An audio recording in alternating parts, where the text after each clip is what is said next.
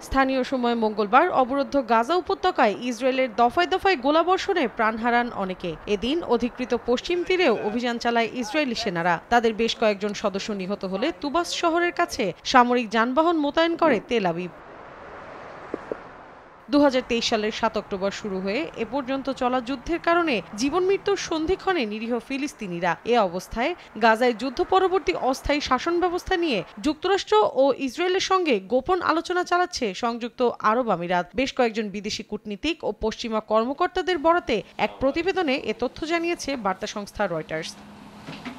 প্রতিবেদনে বলা হয়, গাজায় যুদ্ধের পর ইসরায়েল সেনা প্রত্যাহার করে নিলে ইউএই এবং যুক্তরাষ্ট্র সহ অন্যান্য দেশগুলো সেখানকার পুনর্গঠন, নিরাপত্তা এবং শাসন পরিচালনা সাময়িকভাবে দেখভাল করতে পারবে কিনা তা নিয়ে আলোচনা হয়েছে। আরও বলা হয়েছে, সংযুক্ত আরব আমিরাত যুক্তরাষ্ট্রের ঘনিষ্ঠ নিরাপত্তা অংশীদার। তেল আবিবের সঙ্গে কূটনৈতিক সম্পর্কও আছে আবুধাবির। আর তাই ইসরায়েলি প্রধানমন্ত্রী বিনিয়ামিন নেতানিয়াহু সরকারের ওপর প্রভাব রয়েছে মধ্যপ্রাচ্যের দেশটির।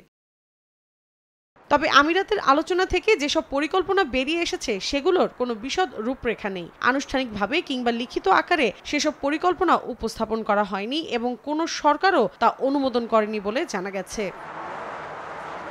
এদিকে 20 জানুয়ারি প্রেসিডেন্ট পদে ক্ষমতা গ্রহণ করতে যাচ্ছেন ডোনাল্ড ট্রাম্প। মঙ্গলবার ফ্লোরিডার এক সংবাদ সম্মেলনে গাজা ইস্যুতে তিনি বলেন, দায়িত্ব গ্রহণের আগে ইসরায়েলি জিম্মিদের মুক্তি দেয়া না হলে 20 জানুয়ারির পর মধ্যপ্রাচ্য জুড়ে অস্থিতিশীল পরিস্থিতি তৈরি হবে। দীর্ঘ সময়ের এ যুদ্ধে ফিলিস্তিনের স্বাধীনতাকামী সংগঠনের উচিত ছিল আরও আগেই ইসরায়েলি জিম্মিদের মুক্তি দেয়া।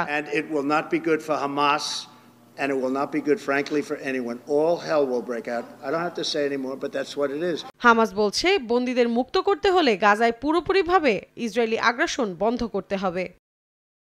মৌসুমী সাথী, সময় সংবাদ।